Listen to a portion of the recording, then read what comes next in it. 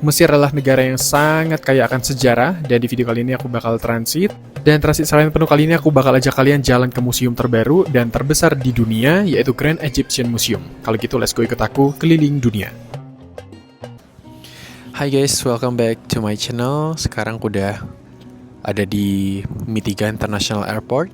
Jadi ini tuh di Tripoli, Libya. Dan aku dan Daniel udah masuk di ruang tunggu. Oke, jadi kita udah kelar trip kita selama 2 hari full di Libya. Jadi singkatnya kita suka banget sama trip kita di Libya ini. Tapi lagi-lagi aku kasih tahu kalau ke sini kita nggak bisa pergi sendirian kayak bawa paspor aja. Meskipun kalian udah punya e-visa pun, kalian harus ada jaminan local tour buat jemput kalian di bandara. Dan selama di kota ini pun, di Tripoli dan beberapa tempat lain juga harus ada guide yang selalu temenin gitu.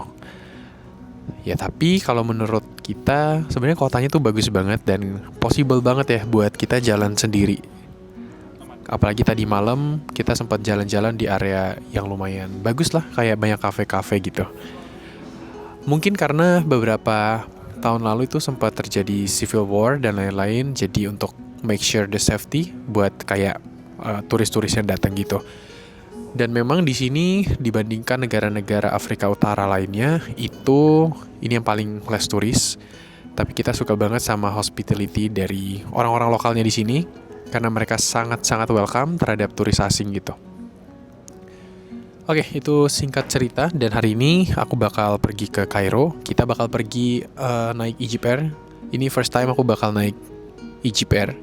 Sebenarnya ada sih rute dari Indonesia dia naik Airbus A330, tapi yang kali ini kita bakal naik Boeing 737. Nanti kita nggak bisa lacak pesawatnya sekarang karena di bandara itu nggak ada wifi. Dan ini situasi bandaranya, by the way. Oke sih, imigrasinya check-innya semua cepat semua. Ya, imigrasi check-innya cepat. Oh ya. Ya guys, jadi kita tadi udah lewatin imigrasi, check-in, dan security semuanya. Kita expect-nya sebenarnya bakal lama ya.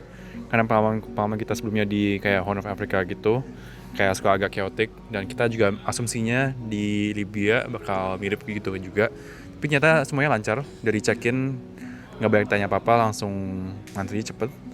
Terus imigrasinya juga nggak tanya apa-apa, langsung lewat aja. Dan security-nya juga ya nggak ada masalah sih. Jadi ya cepet sih. Kita nggak expect, jadi kita agak gabut nunggu 2 jam di airport karena nggak ada wifi juga. Dan di sini kita nggak bisa beli kopi atau apa karena mereka accept card tapi local card kayak di Rusia gitu. Sama cash kita juga kurang, kita nggak bisa bayar pakai USD. Ya, ini tuh dulu adalah bandaranya militer, jadi di depan-depan itu banyak tentara, markas tentara. Sama juga kemarin waktu kita landing ya banyak pesawat-pesawat militer gitu. So, ya nanti kita bakal nunggu boarding buat Egypt Air. Ya guys, jadi ini bukan airport yang utama di Tripoli sebenarnya. Jadi dia ada airport yang lebih gede, tapi lebih jauh dari kotanya, sekitar 15 km. Tapi karena adanya perang saudara dulu, dia rusak gedungnya, jadi makanya nggak bisa dipakai lagi. Dan sekarang masih proses renovasi. Jadi makanya sekarang kebanyakan flight itu masih dari Mitiga Airport ini. Ya sebenarnya enak juga karena lebih dekat ke kotanya ya. Cuma 15 menit dari pusat kota dibanding airport yang lebih gede tadi itu. Tapi ya itu nunjukin aja dampak dari perang saudara yang terjadi di Libya ini. Karena tadi kata guide kita juga banyak gedung-gedung lain yang rusak kayak rumah sakit dan gedung-gedung pemerintahan lainnya juga. Itu sih. Ini kita udah boarding, naik bus. Depannya udah ada pesawat Egypt Air di sana. Di sini bandaranya nggak ada garba rata ya, jadi parkirnya bebas pesawatnya gitu. Oke, jadi kita udah on board dan kita barusan masuk ke pesawatnya. Ini kita dapat di tengah sama di window. Kursinya biasa aja sih. Dan ini tipe pesawatnya Boeing 737-800. Dan dapat window. Itu logonya ya. Logonya kayak You are kindly requested to proceed to your seats according to your Kayaknya boarding logo pass. Egypt Air kayak Stow your logo luggage in the overhead bin as quickly as possible to clear the way Mumi for gitu. other passengers. Bukan mumi sih. Thank you for your Logonya Egypt Air apa di cooperation. belakangnya? Kayak Firaun kan? Ya, kayak mumi Firaun gitulah. Unik sih, warnanya liverynya warna biru sama ya gitu. Gitu. Nah, kalau ke Egypt kalian kalau mau transit mesti pakai visa Schengen atau US gitu.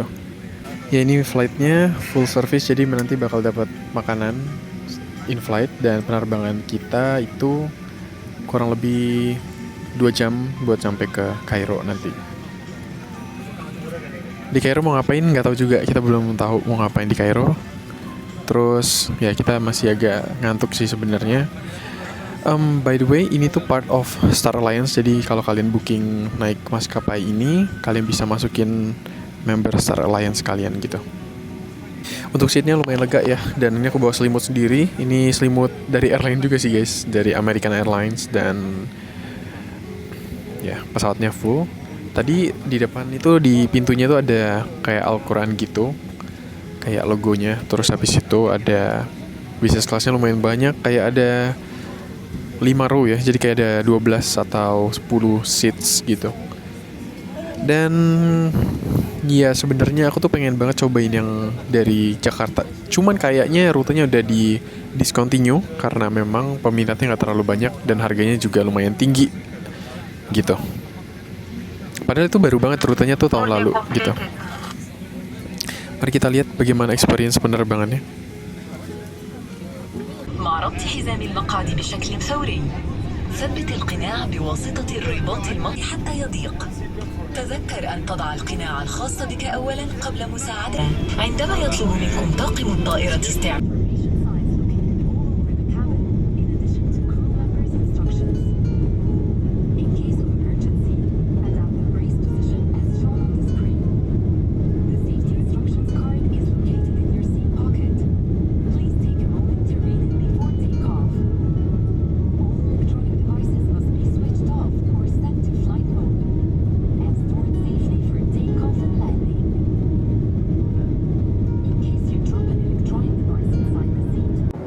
Nah guys, jadi kalau terbang ke Egypt ini, kalau kalian turun atau keluar, itu kalian bakal dikasih arrival card gini. Dan arrivalnya paling isi tanggal berapa sampai, terus nama, ya data-data pribadi lah. Kalau misalnya transit pun juga tulis transit atau tourism gitu. Gitu ya. Ini kita dapat meal on board. Jadi ini dapat sandwich gitu. Dalamnya ada daging sama ada keju, air sama KitKat, sama ada jus jeruk. Dia lagi capek banget tidur, nggak apa-apa. Ini kali pertama ya aku naik Egypt. Mari kita minum jus.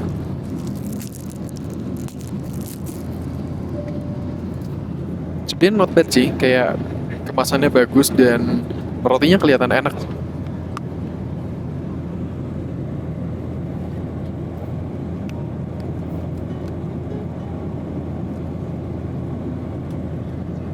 Enak sih jusnya.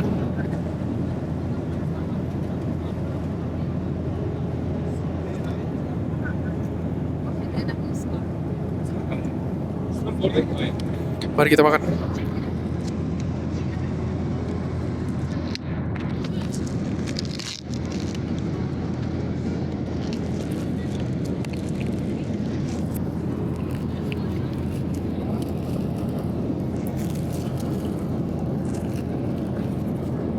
Nih kalau di area sini tuh banyak banget orang makan olive atau zaitun.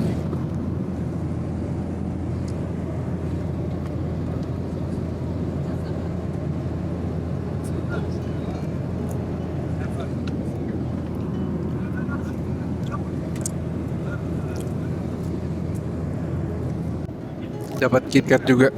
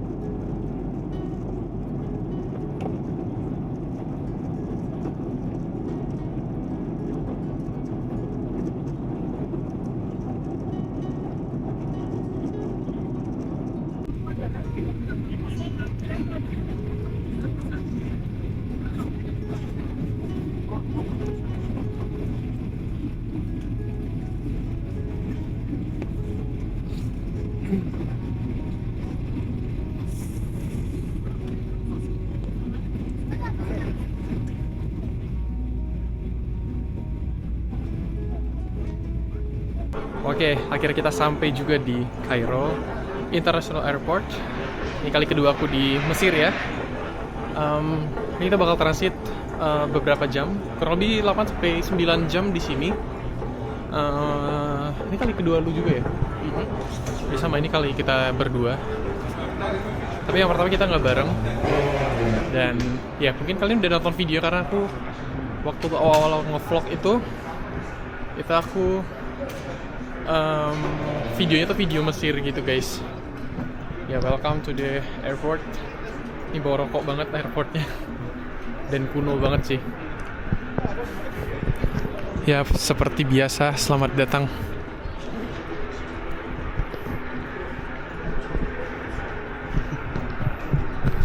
Nah video ini aku bakal jelasin kalian gimana cara masuk ke sini. Kalau kalian punya visa US atau visa Schengen buat apply visa on arrival di airport.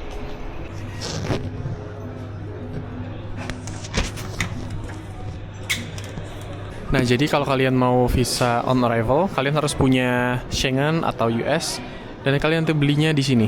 National Bank of Egypt, dia bisa bayar pakai kartu kredit atau pakai cash. Ini harus ada visa. Ya, kalian harus tunjukin dulu visa Schengen atau visa US kalian. Nanti dia bakal catat. Dan kalau misalnya masih ada di paspor lama, kalau masih aktif nggak apa-apa. Jadi kalian tinggal tunjukin aja 2 paspor itu. Dan sebelahnya langsung ke imigrasi. Nah, nih. Kayak gini nih. Tadi imigrasinya bakal dikasih stempelnya langsung, bukan kita Stiker. nempelin. Iya. Ya, stiker. Terus inflasi ya guys, terakhir kali tahun 25. lalu 25, sekarang 30. Oke, jadi aku udah keluar dari imigrasi dan ini guys, udah approve 30 USD buat pembayarannya. Dan ini untuk visanya dia kayak makan tempat setengah halaman gitu ya. Padahal baru setahun guys, sudah naik aja. Naiknya $5 lagi. Welcome to Egypt. Let's go, kita jalan-jalan di sini. Let's go. Stempel negara lain. Tempat Libya ya. Guys, kita sampai di Kairo. Welcome. BTW, jujur aku seneng banget kalau traveling berdua itu karena ya Santai. Iya, lebih santai. Jadi kayak nggak terlalu Mikirin semua. Iya. Mungkin kalian nonton video pertamaku yang di Egypt itu aku stres banget. Iya. Iya. 2 kali dia posisi. Ya, kayak udah kedua kali jadi tahu nanti keluarnya kemana, mau pesen taksinya gimana, pakai aplikasi apa. Nah, ini nanti di video kali ini aku bakal kasih tahu kalian beberapa tips-tips penting di sini. Dan kita mau take cash nggak atau nggak usah sih? Iya, karena mostly kalau negara-negara turis kayak gini, Udah bisa mereka udah sediain payment, ya kartu. contactless card payment dan lain-lain. Jadi bawa kartu aja itu udah oke. Aman Sebenarnya banget. sekarang aja kita mau pakai eSIM, ya udah kan nggak usah pakai beli kartu beneran, jadi Iya. gampang, nggak usah pakai cash lagi. Iya, jadi itu bandaranya sepi banget. Bandaranya kayak di Cyprus gitu. Oke, welcome to Egypt. Jadi ini ada tulisan welcome to Egypt. Ini tuh ada replika. Gila, kita kayak disambut banget nih sama dewa-dewa Mesir ya. Dewa-dewa kuno Mesir. Nih, ini Goddess of Protection, Safety and Welcoming. Ya, jadi kayak welcoming lah. Kalau nggak salah di atas tuh juga ada, tapi kayak di terminal yang berbeda gitu. Aku pernah lihat yang lain. Dan kalian tahu nggak apa? Jadi waktu kita tadi sampai ya, taruh tas, kira-kira ada orang yang nyamperin kita kira kayak orang airport atau apa. Dia nanya kayak kasih masukan buat, oh transitnya berapa lama, terus mau kemana aja, nanti balik lagi jam berapa. Oke, kita terima. Tapi kayak kita sense sudah kayak, ini kayaknya mau nawarin sesuatu ya. Jadi kayak dia bilang, mau nggak taksi kemana gitu. Jadi kayak ujung-ujungnya tuh nawarin taksi gitu. Ya kalian jangan ambil karena menurut kita ya kebanyakan itu scam ya, karena memang di sini tuh adalah tempatnya banyak scam. Surganya scam. Jadi negara manapun di dunia paling parah. karena dari 137 negara aku di scam cuma sekali di sini doang. Dan benar-benar parah sih. Ya, jadi kalian mesti hati-hati.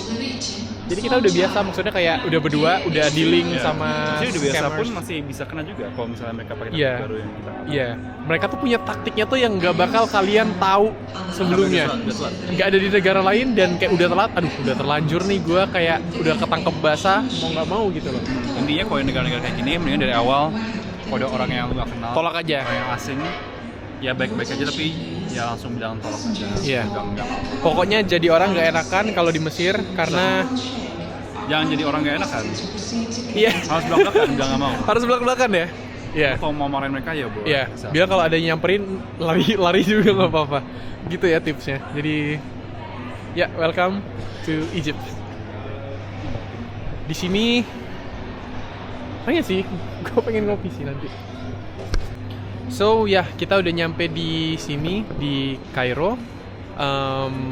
Tadi aku udah kasih tahu visa dan kasih tahu flightnya oke. Terus kayak internet di sini kalian bisa pakai elektronik SIM murah, kayak 2 giga sehari 30, murah lah, 100 ribuan paling untuk berapa, Nyampe. 5 harian. Oh iya, buat 5 hari. Jadi satu hari kita cuma 20.000 kan. Iya murah banget gitu. Dan untuk transportasi kalian bisa pakai aplikasi China yaitu TT. Jadi kalian tinggal download dan kalian bisa pakai koneksi sama kartu kalian. Kalian lihat di depan sampai diikutin. Pokoknya sampai diikutin sampai kalian kayak nyerah ya baru. Nih. Pakai aplikasi TT. Where to kita ke Grand Egyptian Museum. Ini museum terbaru guys di sini. Nah, 30 kilo gitu.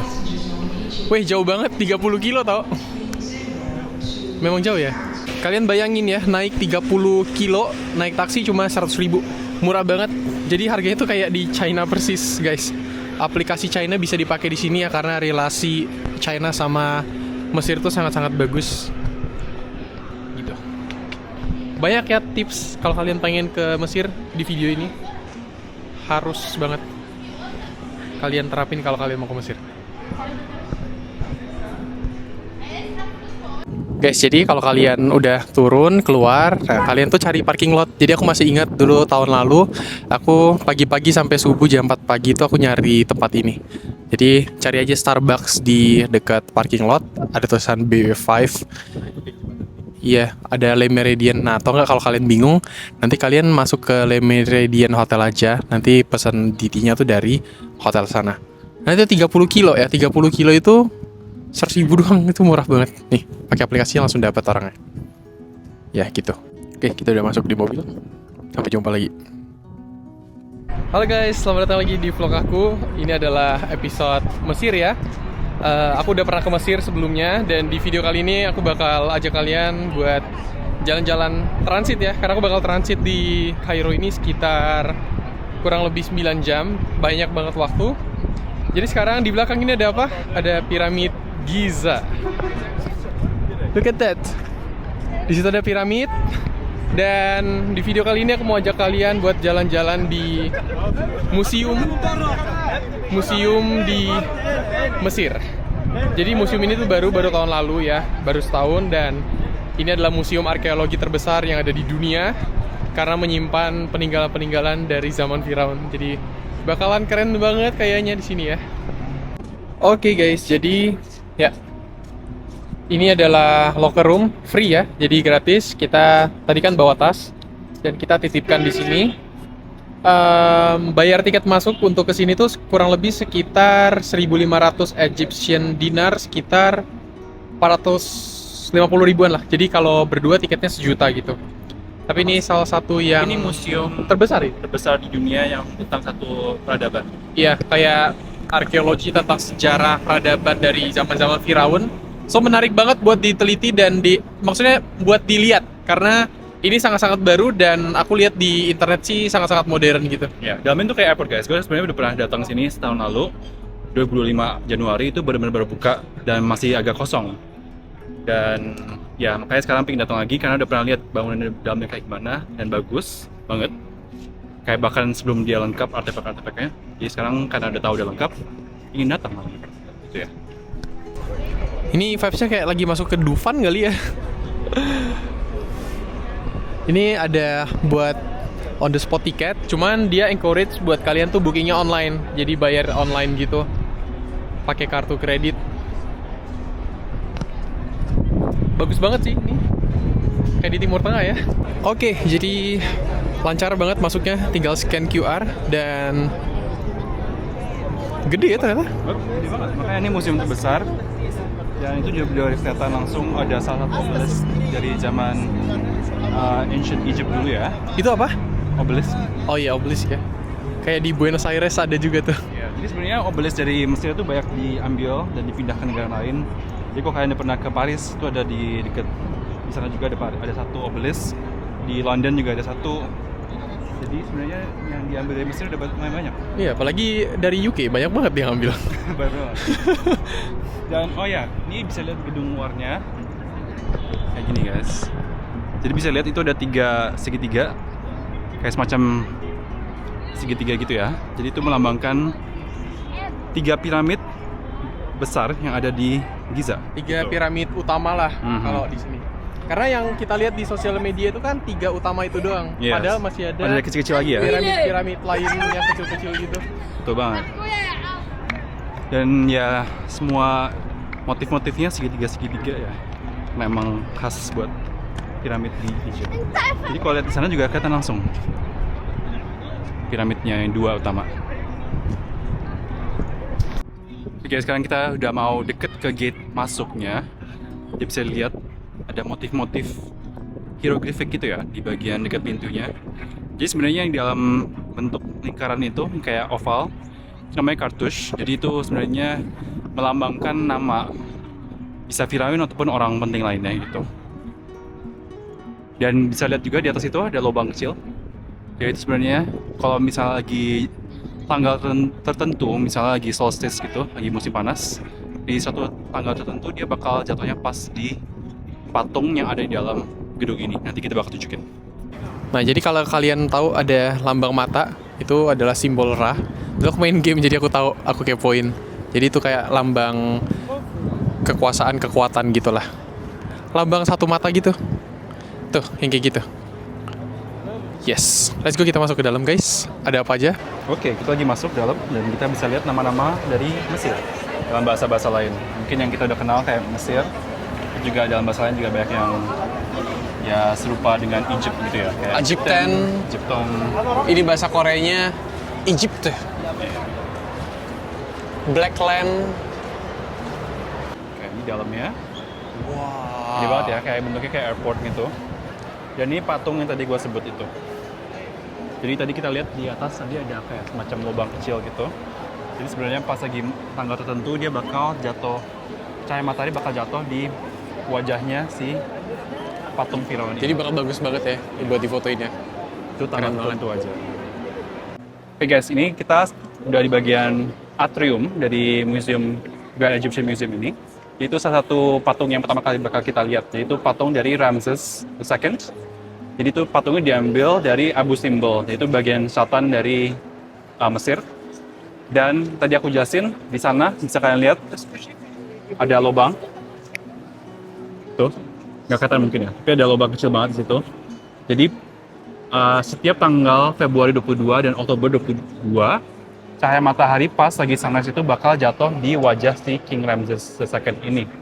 Jadi itu buat kayak mereplikasi atau simulasi apa yang terjadi pas lagi di tempel aslinya, yaitu di Abu Simbel, pas lagi tanggal 22 Februari dan Oktober itu. Jadi pas di tanggal 22 itu bakal ada kayak semacam light festival gitu. Nah, jadi ini kawasannya gede banget ya, kayak di airport, rame banget. Ini setiap hari dia rame dan itu masuk ke galeri. Tapi kita bakal kesini dulu, kita mau cari cafe buat cari snack karena kita belum makan siang. Ini bener-bener kayak di mall areanya. Kayak di airport nggak sih? Iya. Bayangin nggak sih dia ada eskalator ke atasnya tuh, kayak tabulator, jadi kayak bener-bener kayak di airport. Dan di sana juga kayak agak kayak di airport ya, kayak cahaya-cahayanya dan kayak agak minimalis tapi ada khas-khas Egyptnya gitu.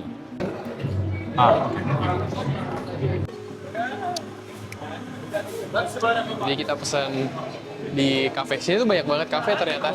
Kayak ini namanya tuh 30 North.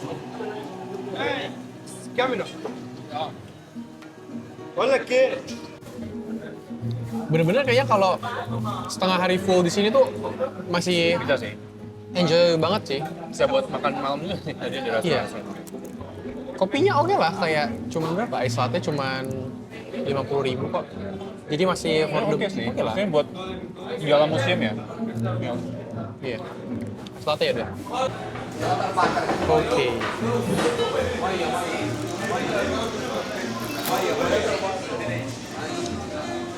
Ini aku pesen es kopi. Latte. Ini cookies. Dan Nutella doang. Apa? Dan Nutella. Oh iya. Namanya Nutella. Oh. Kayaknya dia pakai Nutella coklatnya. Oh iya. Enak. Udah ngopi belum? Tuh sih. Si Daniel pesan ini. Ini kayak frappe gitu, caramel frappe. Terus ini lumayan lah buat gantiin lunch biar nggak bayar mahal. Dan temannya kayak memang Trip ini kata semi backpacker ya. Jadi mostly bakal di Afrika.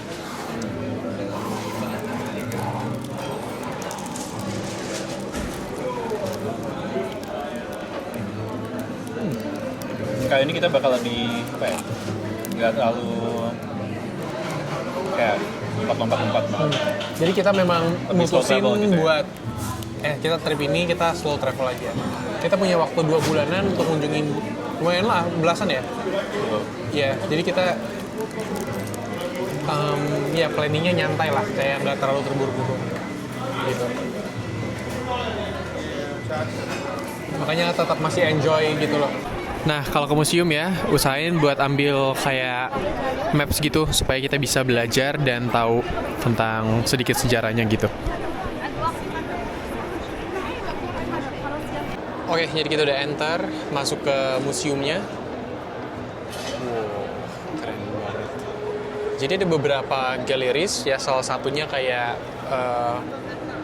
Khufu Boat Museum. Jadi itu salah satu perahu yang ditemukan di salah satu piramid yang dipakai oleh Raja Firaun pada waktu itu. Dan itu baru ditemukan kayak ratusan tahun yang lalu oleh arkeolog. Dan mereka kebanyakan pindahin ke museum yang baru ini sejak tahun lalu.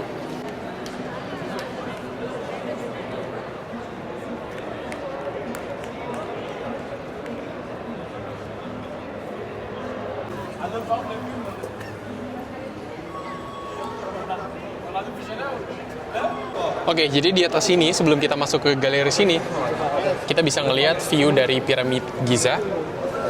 Tuh, ada 1, 2, 3 di sebelah sana. Oh, ini 2 doang yang gede, satunya sebelah sana. Jadi ini salah satu viewpoint platform untuk ngelihat ke sana. Katanya sih ada satu jalur khusus buat kita bisa masuk ke sana dari sini. Gitu. Senang banget rasanya bisa lihat lagi piramid. Ya, ini bukan salah satu keajaiban dunia ya. Jadi dia Salah satu keajaiban ancient gitu kan? ya, tapi bukan yang umum. Modern. Ya, tapi ini bukan yang modern, cuman dia masuk yang ancient punya. Gitu. Look at this guys. Ini peninggalan-peninggalan dari arca-arca zaman Firaun. Sini tersimpan dengan rapi ya. Jadi dulu tuh sebelum tahun lalu museum ini diresmikan, itu dia pakai tempat yang lain, museum yang lain, di mana tempatnya tuh udah nggak muat lagi untuk menampung sisa-sisa sejarah dari zaman Firaun. Karena sampai sekarang pun itu peneliti arkeolog itu masih banyak menemukan peninggalan-peninggalan dari zaman Firaun. Jadi semakin banyak koleksinya gitu. Jadi mereka membuat tempat yang lebih besar lagi, dan ini adalah tempatnya. Dan menurutku keren sih, karena ya mereka sangat menjaga dan melestarikan sejarahnya, apalagi di Mesir itu sejarahnya sangat-sangat kompleks dan seluruh dunia tahu tentang Mesir.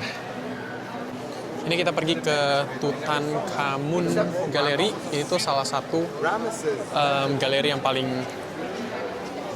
bagus di sini ya, karena Tutankhamun sendiri itu adalah salah satu firaun yang waktu itu dia jadi firaun ketika umurnya itu masih sangat muda, sekitar umur 9 tahun. Terus juga meninggalnya cepat banget, di umur kalau nggak salah sebelum sampai 20 dia udah meninggal gitu. Dan beliau itu satu-satunya makam firaun yang ditemukan dalam kondisi utuh, karena beberapa firaun lain itu kondisi makamnya ditemukan sudah dijarah kayak emas-emas atau perhiasan di samping peti-petinya gitu. Jadi makanya peninggalan dari Tutankhamun ini tuh lumayan lengkap gitu. Waktu ditemukan di tahun 1954 itu masih bagus semua peninggalan-peninggalannya. Apa aja? Ini dia. Jadi mungkin kalian belum tahu kalau misalnya piramid itu adalah kuburan para firaun. Dan di galeri Tutankhamun ini kita bisa lihat peninggalan-peninggalan itu banyak banget yang dikuburkan bersama dengan firaunnya. Look at this, kayak di sini tuh bagian home life, jadi kayak perabotan-perabotan yang ada di rumah. Kayak ini kasur, terus ada guci-guci vas di sini ada, and then kursi, beberapa peti-peti dan kotak-kotak kecil. Nah, di sini diceritain di bagian royal wardrobe, jadi pakaiannya ini, pakaian yang dipakai oleh Tutankhamun yang ditemukan di samping petinya. Dan ini masih asli ya. Kalian lihat ini baju-bajunya.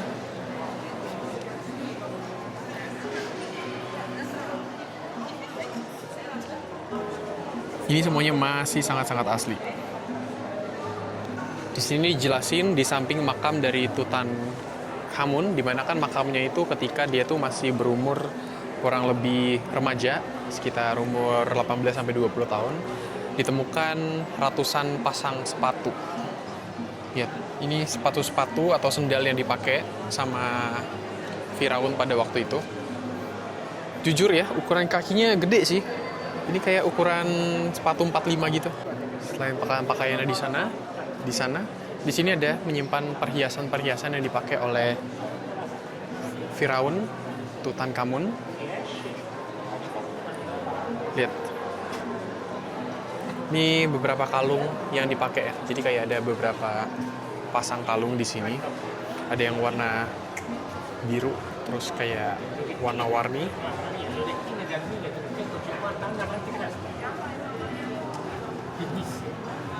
Jadi salah satu hal yang aku lihat di sini bukan cuma barang-barang kehidupan pribadinya kayak baju-baju, tapi selain itu juga ada barang-barang yang dikasih di makamnya itu, kayak beberapa barang-barang yang dipercaya tuh bakal mempermudah jalan ke afterlife. Jadi kayak ada mungkin beberapa barang-barang, kayak tadi ada tanah-tanah apa gitu, terus juga kayak ada jimat buat mereka, karena mereka percaya ada beberapa jenis barang yang dipercaya untuk memudahkan mereka untuk menuju kehidupan selanjutnya gitu. Nah, jadi di mitologi atau di kepercayaan Mesir kuno ada satu logo namanya tuh Ankh. Ankh ini tuh kayak salib. Ya, jadi itu dipercaya kayak salibnya orang Mesir kuno, di mana itu melambangkan kehidupan afterlife. Jadi kayak kehidupan setelah kematian. Dan sampai sekarang tuh logo itu juga dipakai oleh gereja-gereja Koptik yang ada di Mesir. Jadi logonya seperti ini guys. Jadi kayak salib tapi di atasnya tuh kayak ada lingkaran gitu. Nah, ini dia beberapa logo-logo ya. Ini salah satu yang sangat terkenal logonya yang aku sebutin barusan itu Ankh. Kayak gini. Oke guys, sekarang kita mungkin lagi lihat satu artefak yang paling besar yang ada di museum ini ya. Jadi ini adalah salah satu kuil atau shrine yang dapat ditemukan di dalam sarkofagus si Tutankhamun itu. Jadi kita bisa lihat ada 1, 2, 3, sama 4. Jadi ada 4 kuil. Dan kuilnya itu salah satunya masuk dalam kuil yang besar ini. Jadi sebenarnya kita belum tahu secara spesifik dia fungsinya buat apa, tapi yang pasti itu dia digunakan dalam ritual penguburan jasadnya si Tutankhamun itu. Jadi mungkin salah satu yang kecil itu juga dipakai buat membawa atau mengangkat badannya atau jasadnya setelah menuju ke sarkofagusnya itu. Jadi kalau kalian lihat di sini terlihat kayak logo-logo dari seperti Ankh itu kayak dibuat kayak meskipun jiwanya, maksudnya tubuhnya udah mati, tapi itu sebagai tiket kehidupan di kehidupan selanjutnya gitu. Dan itu simbol-simbol yang sangat-sangat penting di Mesir kuno, karena di beberapa peninggalan-peninggalannya itu pasti kalian selalu akan melihat logo-logo ini. Itu adalah simbol kehidupan. Oke, sekarang kita masih di daerah kuil tadi. Ini yang paling kecil. Dan mungkin yang pengen aku jelasin di sini tuh di gambar luarnya itu banyak hieroglyphics-nya. Ada kartus-kartusnya juga tuh namanya si Tutankhamun mungkin ataupun orang-orang penting lainnya.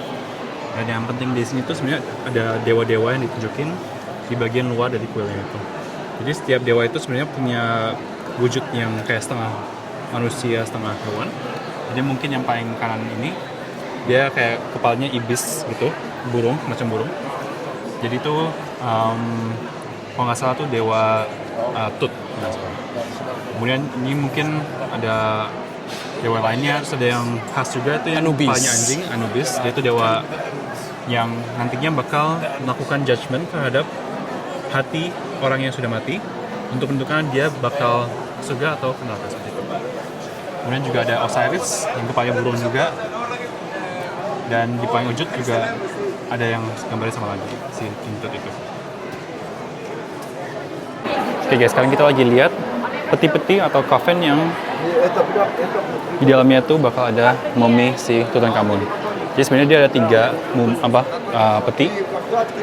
Jadi semacam nesting atau mungkin bayanginnya kayak nesting dolls Rusia gitu ya. Jadi di dalamnya itu ada lapisan-lapisannya. Jadi mungkin ini yang paling luar karena paling besar. Kemudian di dalamnya yang paling besar itu ada yang ukurannya medium gini lah. Terus yang paling dalam lagi baru ada yang paling kecil. Ya, jadi kuburannya atau petinya itu berlapis-lapis. Oke, sekarang kita melihat satu objek yang paling penting mungkin ya. Ini namanya itu canopic jars. Jadi seperti yang kita ketahui, kalau di peradaban Mesir itu, kalau ada seseorang yang ingin dimumifikasi, organnya itu biasanya bakal dikeluarkan dari tubuhnya dan akan di-preserve dan disimpan dalam semacam jar ini, namanya canopic jars. Jadi organ yang dibiarkan di dalam tubuhnya itu sebenarnya cuma jantungnya aja gitu. Sedangkan kayak paru-paru, ginjal lainnya semuanya dikeluarkan semua. Sama biasanya ada jimat yang diselipin di sebelah jantung gitu.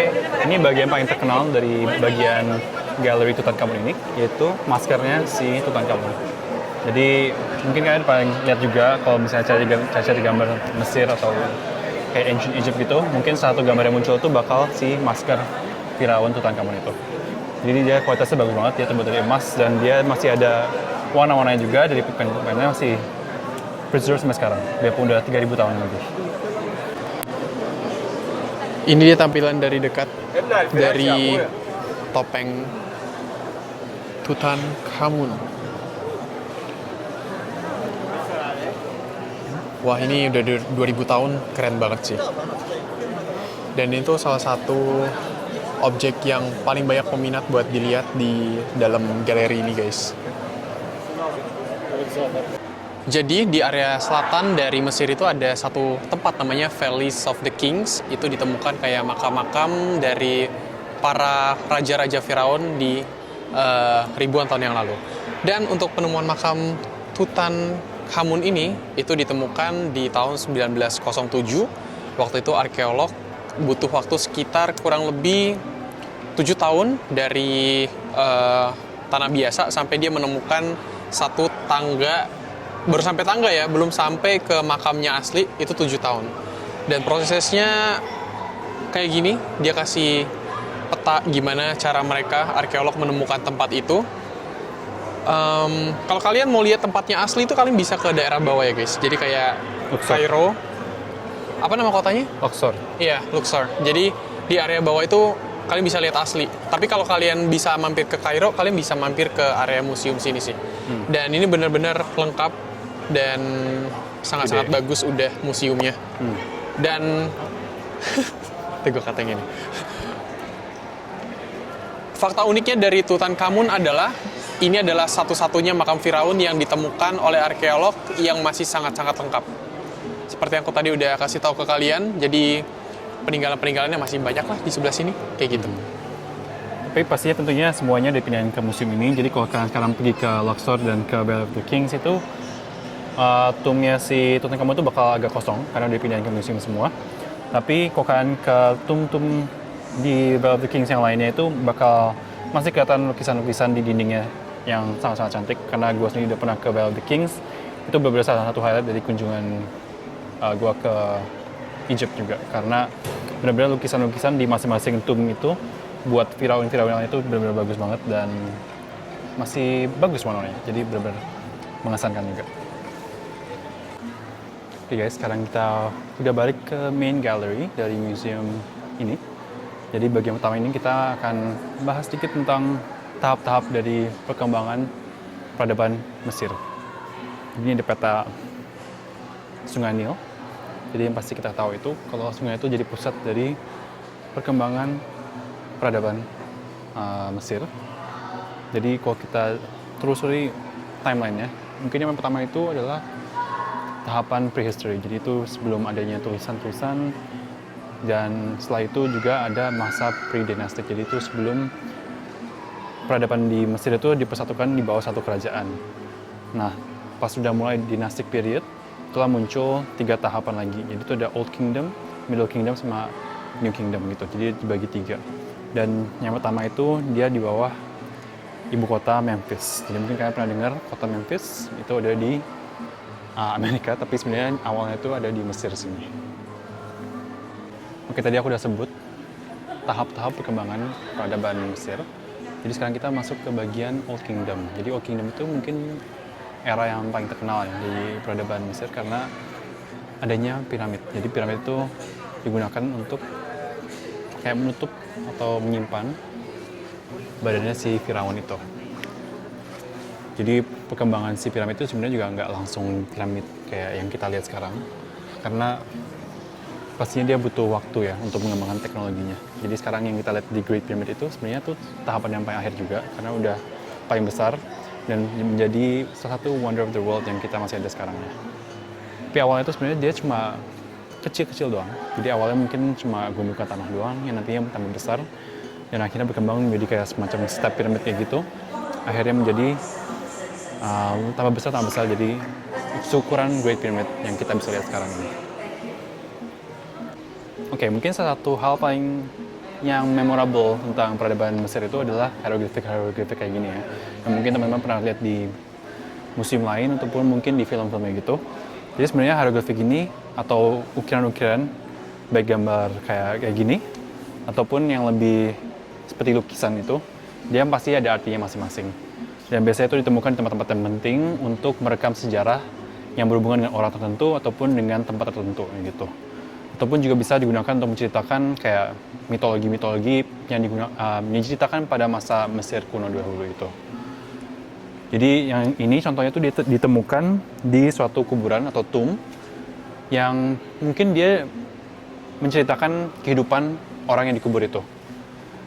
Dan mungkin sedikit tentang hieroglifik sendiri. Jadi hieroglifik itu dia bentuknya gambar-gambar simbol-simbol kayak gini. Mungkin sekarang itu kayak aksara Cina gitu mungkin ya. Jadi ada simbol-simbol dan masing-masing simbol itu bisa berarti satu kata, bisa berarti satu syllable atau kelompok suara kayak gitu, misalnya bataka gitu, ataupun suatu suara khusus gitu. Jadi masing-masing simbol bisa memiliki atau mengandung 3 jenis informasi kayak gitu. Nah, ini ada salah satu contoh dari lukisan yang dapat kita lihat kalau kita menemukan suatu kuburan dari seorang priest gitu atau seorang agamawi gitu ya mungkin. Ini kayak mengingatkan gue terhadap visit gue pas ke Valley of the Kings atau Valley of the Priests. Jadi kayak gini bentuknya dalamnya. Jadi kayak banyak lukisan-lukisan yang menceritakan kehidupan orang itu, baik itu seorang raja ataupun seorang priests gitu. Oke, jadi aku belum jelasin kalian secara general tentang museum ini. Jadi ini tuh adalah GEM, GEM ya, kayak apa tuh namanya? Museum lah, Grand Egyptian di sini. Tunggu ulang diliatin. Oke, tadi kita habis dari Old Kingdom, sekarang kita masuk ke Middle Kingdom. Jadi seperti aku jelasin tadi di awal, dia ada 3 tahap ya. Ada Old, Middle, sama New. Tapi sebenarnya di antara itu juga ada periode-periode intermediate karena ada suatu titik di mana mungkin Egypt atau Mesir itu tidak di bawah satu raja. Jadi dia agak terpecah, makanya dinamakan sebagai periode intermediate. Jadi banyak kepecahan yang terjadi pada masa-masa itu, ada perang dan lain-lain. Dan akhirnya pada middle period atau middle kingdom, dia dipersatukan kembali di bawah satu kerajaan, di bawah satu Firaun. Dan mungkin yang spesial terhadap middle kingdom ini, dia udah nggak lagi pakai piramid, karena dia menemukan kalau sebenarnya kalau pakai piramid itu, piramidnya itu bakal semacam apa ya, bakal di-loot atau diambil barang-barangnya karena posisinya itu sangat obvious gitu kan. Kita bisa lihat kayak piramid dari jauh banget dan orang-orang yang mungkin niatnya nggak baik bakal menemukan piramid itu dan ngambil-ngambil kayak artefak ataupun treasure yang bisa ditemukan di dalam piramid itu. Makanya sekarang kalau kita ke piramid pun sebenarnya yang kita temukan tuh dikit banget isinya karena sebagian besar udah diambil orang juga pada zaman dahulu gitu. Jadi makanya kita di periode Middle Kingdom sama New Kingdom itu mereka lebih menggunakan semacam tempat yang lebih diskret gitu, lebih nggak gampang ditemukan seperti Valley of the King. Jadi dia ditemukannya di gunung-gunung gitu karena ya posisinya nggak bakal diketahui oleh orang-orang yang bukan orang-orang penting ataupun yang berhubungan dengan agama pada waktu itu. Aku kayaknya pernah nonton film kayak pencarian apa tuh harta karun kuno gitu ya. Sebenarnya menarik banget buat ditonton gitu karena kayak contohnya ada salah satu, aku lupa filmnya apa, kayak kalau kalian buka salah satu petinya kan ada kutukan biasanya. Makanya apa? The Mummy. Iya, makanya kayak di sini pun sebenarnya aslinya ada. Jadi memang ada dukun-dukun zaman dulu yang kasih mantra di peti-petinya gitu. Cuman kayak ada kutukan gitu loh. Jadi waktu itu aku sempat baca fakta di mana ada arkeolog yang menemukan salah satu makam dari Firaun dan dia tuh ngeh kalau misalnya ada satu mantra gitu yang kayak kalau misalnya buka petinya nanti ada kutukan ke kehidupan orangnya, arkeolognya sama tim-timnya. Ya, tapi setelah diteliti ternyata nggak terlalu ngaruh gitu loh. Karena ada beberapa memang timnya tuh ada beberapa yang meninggal setelah beberapa tahun, tapi setelah diteliti bukan karena kayak kutukan atau apa, kayak gitu, bukan karena penyakit atau apa. Jadi itu menarik sih, kayak fakta-fakta yang diteliti sama arkeolog di tempat ini.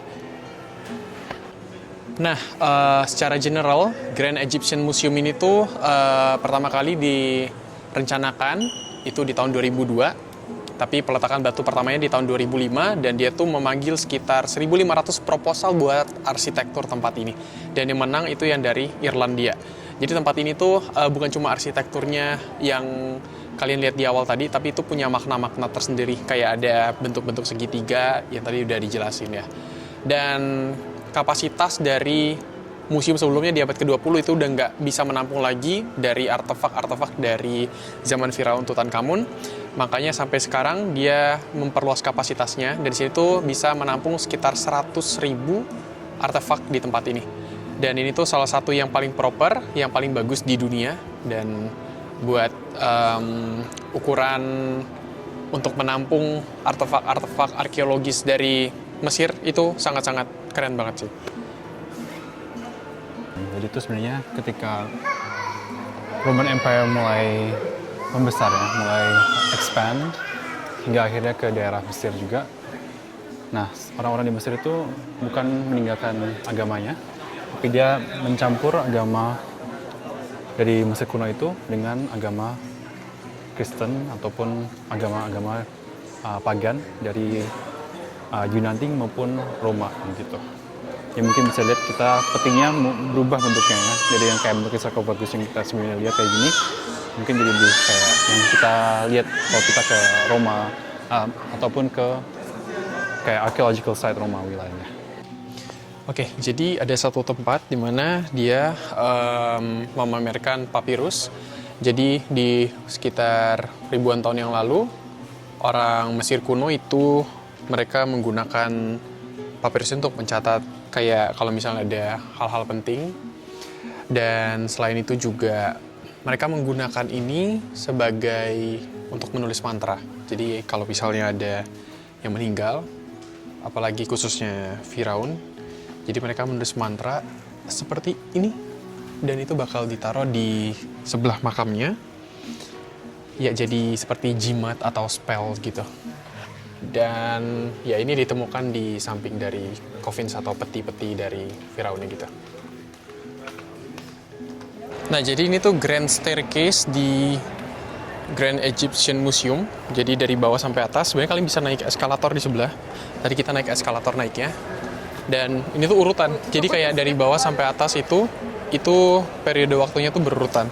Jadi kalau kalian sampai atas, nanti kalian bisa ngelihat langsung di viewpoint piramida gitu. Oke, jadi tadi kan dari belakang ada sekitar 12 galeri di museum utamanya. Dan sebenarnya masih ada satu lagi ya, namanya Khufu Boats Museum. Jadi kalau kalian kesini ya usahain minimal half day ya, supaya kalian bisa menjelajah semua tempatnya di sini. Nah, kita coba lihat sebentar ya dari sana museumnya, yang Khufu Boat.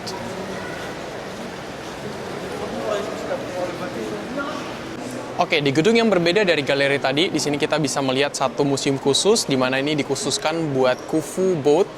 Khufu itu adalah salah satu Firaun dengan piramid yang paling besar yang ada di Kairo ini. Jadi kalau kalian lihat di antara tiga itu, yang paling besar itu adalah piramid Khufu. Kenapa dinamakan Khufu Boat? Karena ini ditemukan di samping dari piramid Khufu. Jadi arkeolog menemukan di tahun 1954, waktu itu arkeolog Mesir. Jadi dia menemukan ada beberapa pintu, dan setelah diteliti lebih dalam lagi, ternyata kapal ini sangat-sangat utuh. Dan kalau kita bahas piramid kan kita bahas makam. Jadi kenapa ada kapal di sebelah makam? Jadi itu menjadi pertanyaan pada waktu itu. Ternyata mereka memperkirakan kalau kapal ini ternyata ada makna ritual di balik itu. Dimana ketika Firaun Khufu meninggal sekitar 4.500 tahun yang lalu, sekitar 2.500 Masehi. Jadi mereka meyakini kalau kapal ini bakal membawa Khufu itu ke alam afterlife. Jadi kayak ya mempermudah lah jalannya untuk ke kehidupan setelah di bumi ini. Begitu. Jadi ini salah satu kapal yang masih utuh yang ditemukan. Jadi benar-benar kayak dikit banget buat itunya. Oh, oke. Nah, jadi kita udah keliling-keliling kurang lebih sekitar 3-4 jam. 3 jam lah di museum ini.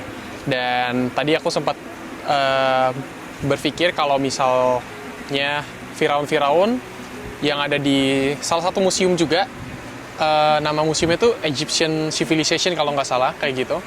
Dan waktu itu aku tahun lalu ke sana itu bisa lihat di base-nya itu ada belasan makam Firaun asli yang ditutup sama kaca dan nggak boleh rekam kan di sana. Nah, aku kira itu udah dipindahin ke sini, tapi ternyata belum. Aku nggak tahu bakal dipindahin nggak, tapi dua-duanya worth to visit banget sih. Jadi kalau di sini kalian bisa lihat banyak peninggalan yang lebih lengkap tentang zaman Firaun Tutankhamun, dan masih banyak lagi sih. Tapi kalau kalian penasaran dengan bentuk mumi asli sekitar 2000 tahun yang lalu yang udah dibalsam, yang udah dimumifikasi, kalian bisa mampir ke salah satu museum yang pertama aku sebut tadi gitu. Dan overall, kalau dari aku sih, aku suka banget sih di sini. Ya, tiket masuknya tadi aku udah kasih tahu sekitar 400-an ribu, hampir 500 sih. Ya, worth it. So, kalian mesti spend kurang lebih setengah harian lah minimal ya buat explore dua tempat ini. So, what do you think? Gue juga setuju banget sih. Gue ini salah satu museum paling baik yang pernah gue kunjungin, karena dia lengkap banget. Dan memang dia sesuai namanya ya, dia museum paling besar mengenai satu peradaban. Jadi ya menurut gue sebanding sama Louvre atau kayak Hermitage di Rusia mungkin. Karena benar-benar lengkap dari setiap tahap perkembangan peradaban Mesir kayak gitu. Nah, artefaknya juga ditunjukin secara bagus, secara baik.